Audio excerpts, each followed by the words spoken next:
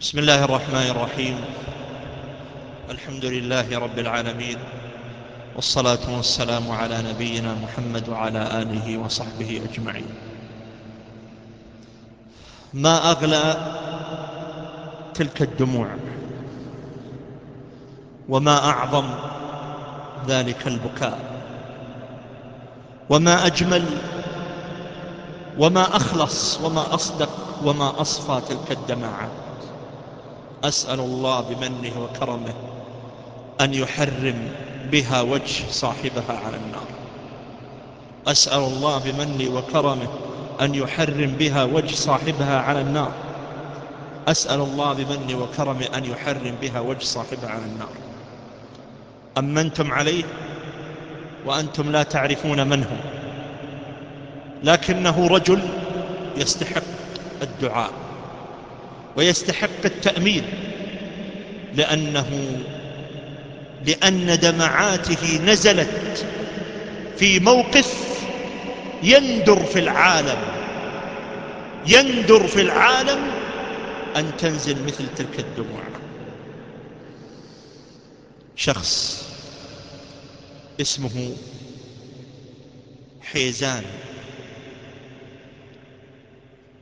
يسكن في بلدة الأسياح، إحدى مدن القصيم.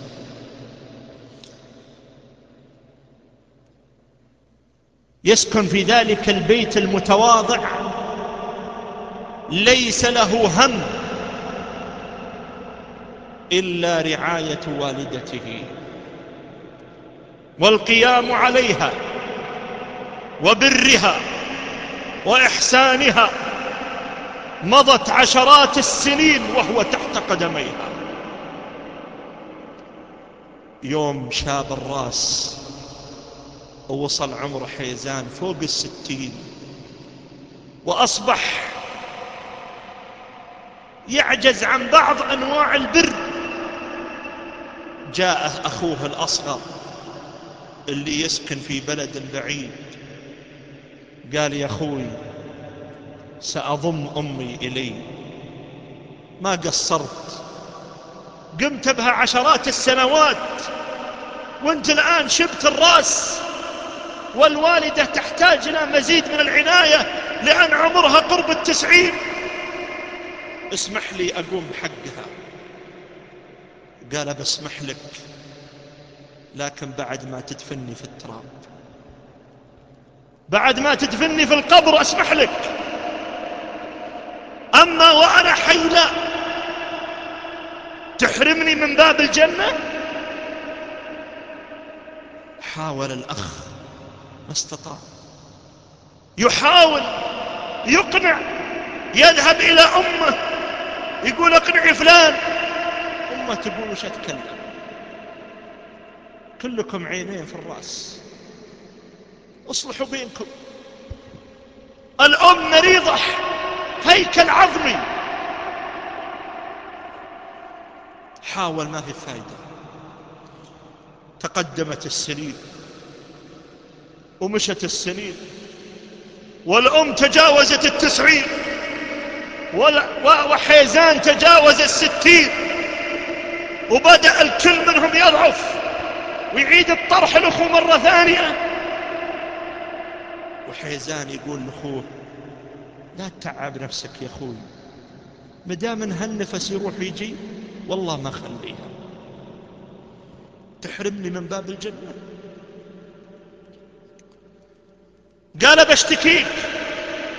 قال: اشتكني، سوي اللي تبيه. ويقدم شكوى على محكمة الأسياح على أخوه في حضانة أمه ورعايته. يتعجب القاضي، أول قضية من نوعها في المحاكم، واحد يدعي يريد أن يحضن أمه ويرعاها،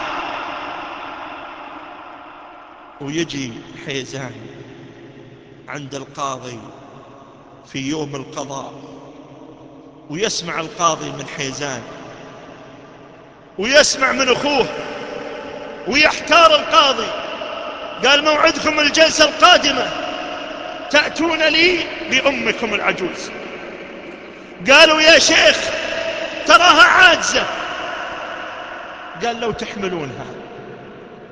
ويجي اليوم اللي فيه الجلسة الثانية، ويجي حيزان وأخوه شايلين أمهم بينهم في كرتون وزنها 20 كيلو، 20 كيلو قفص، نفس يروح يجي. وجلسوها عند الشيخ، وحيزان على اليمين وأخوه على اليسار، كلهم يدعون يبون حضانة المسكين، يبون يتغنمون الجنة، مدام أن الجنة حاضرة، لأنهم ما يدرون قد يدفنونها الليلة أو بكرة أو بعده، وقد يموتون هم قبلها. إلى الواحد منهم مات على بر وعلى إحسان. ويسمع القاضي من حيزان، ويسمع القاضي من أخيه، ويلتفت القاضي للعجوز: يا خالة، سمعتي كلام عيالك، احكمي، من تبين يرعاك، من تبين تسكنين عنده. التفتت وشافت حيزان، وتذكرت سنوات البر اللي جلسها حيزان تحت رجليها، وهو قد شاب اسودت لحيته وشابت وهو تحت رجل أمه. والتفتت إلى أخوه اللي يترجاها، يقول: يا يمه حظي ما قصر، قعد سنوات يرعاك، عطيني حقي ولو سنة ولو أشهر، أنا ماني بولدك، أنا مالي حق. احتارت له، قالت: يا شيخ والله ما أقدر أحكم بينهم، حيزان عيني وأخوه عيني، كيف أقضي بين عيوني؟ أقضي اللي تشوفه. الشيخ قال: يا حيزان بريت بها سنوات ولا قصرت، وأجرك على الله، اسمح لأخوك.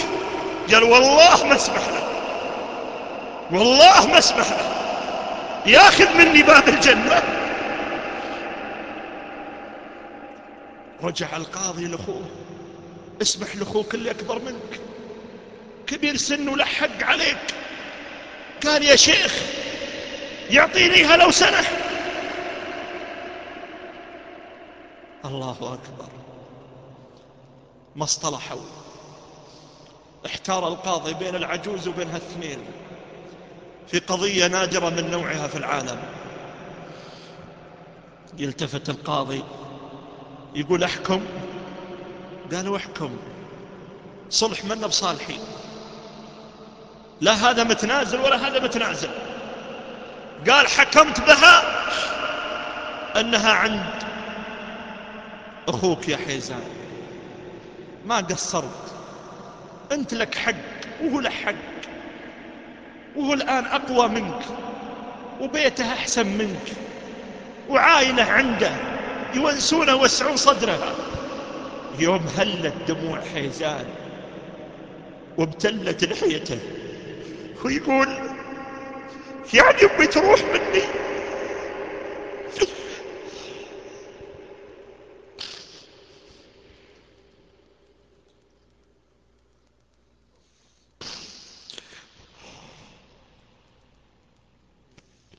وجلس يبكي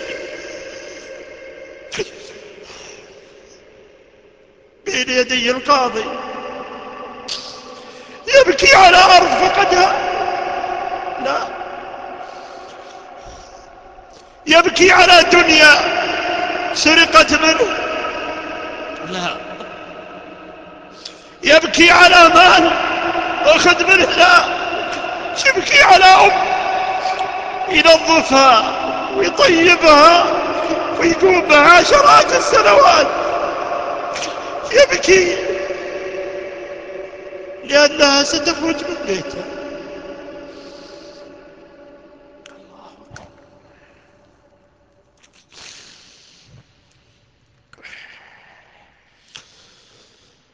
ووصينا الإنسان الإنسان بوالديه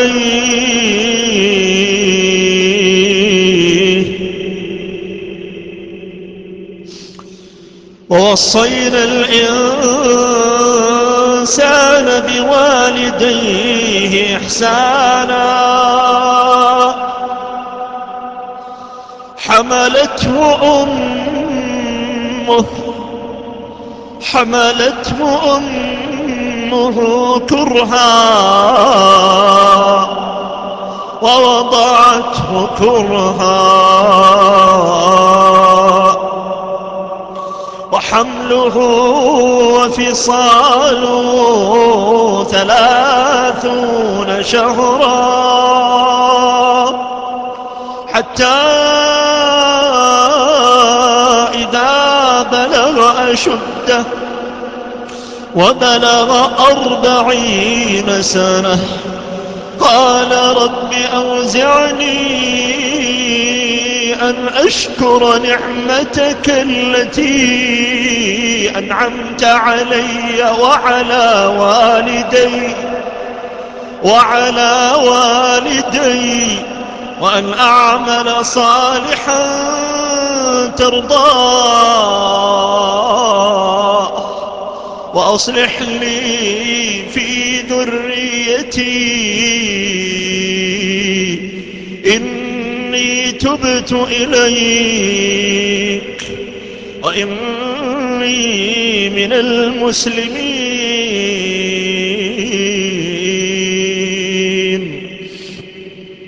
أولئك الذين نتقبل عنهم أحسن ما عملوا ونتجاوز عن سيئاتهم في أصحاب الجنة وعد الصدق الذي كانوا يوعدون.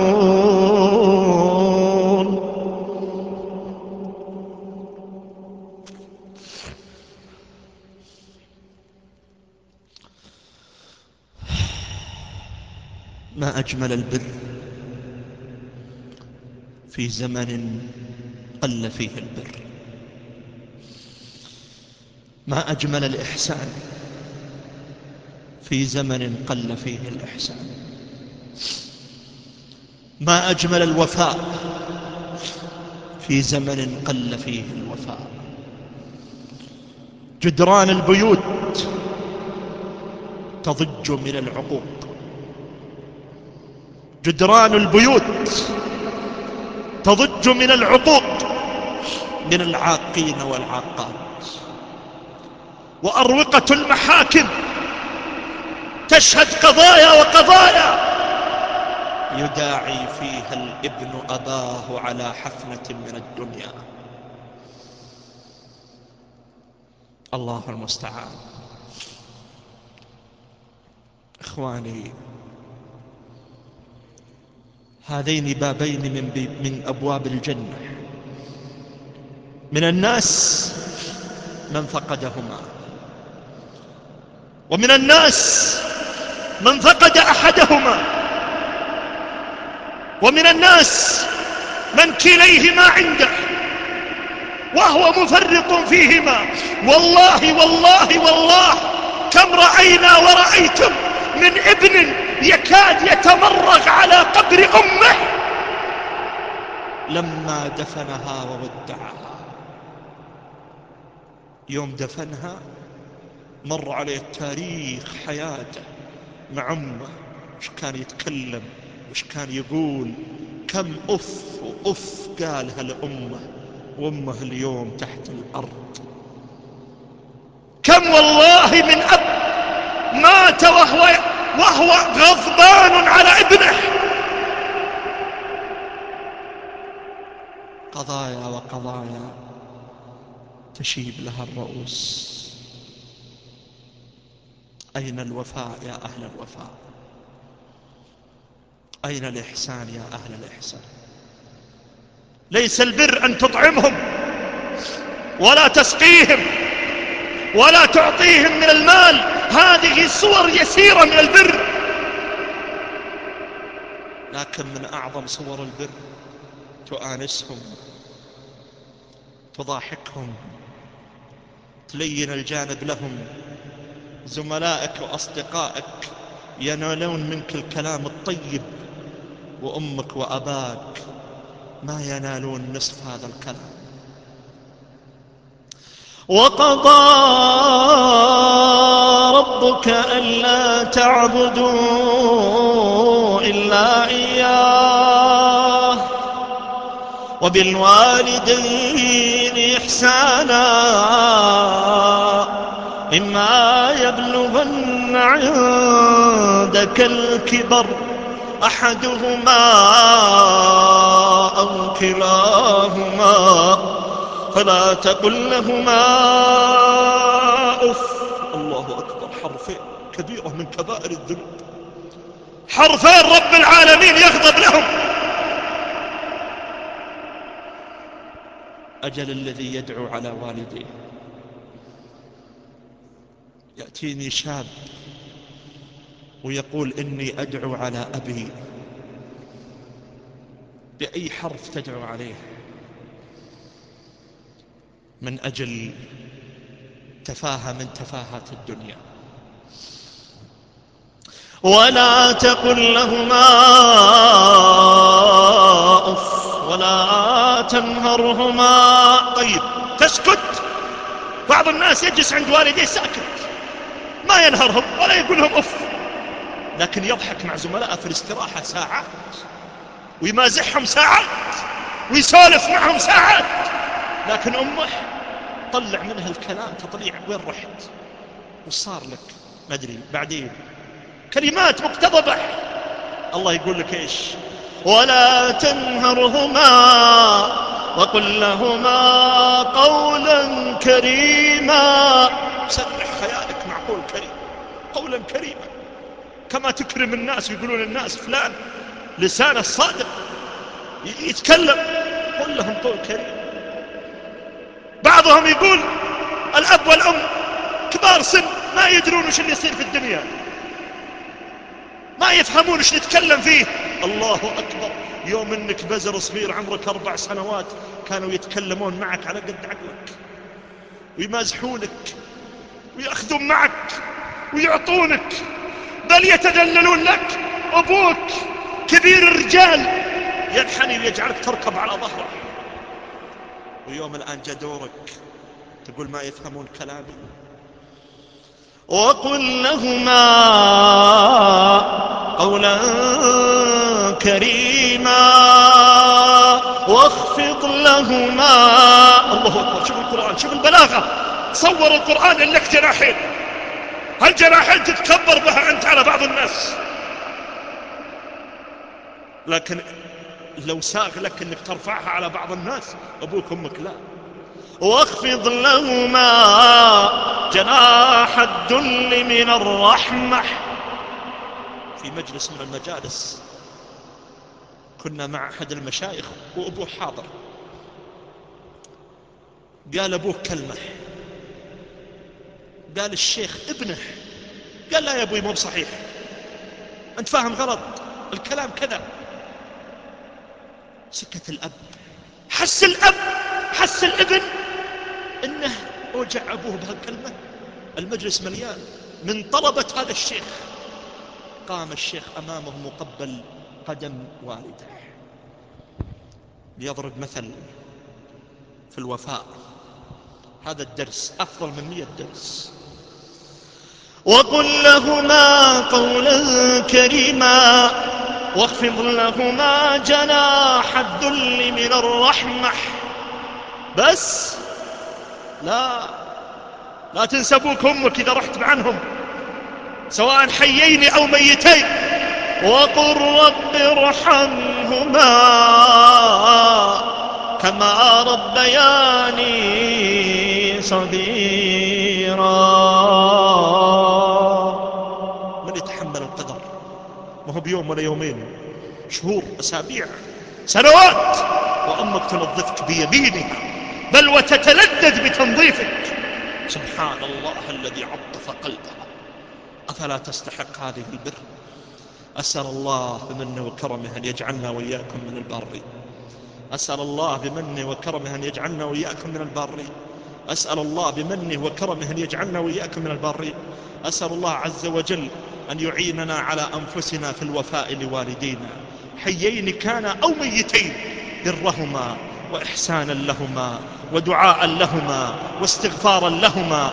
يا حي يا قيوم لا تمتهما إلا وهما راضيان عنا. اللهم لا تمتهما إلا وهما راضيان عنا. اللهم لا تمتهما إلا وهما راضيان عنا. وصلى الله وسلم على نبينا محمد وعلى آله وصحبه أجمعين.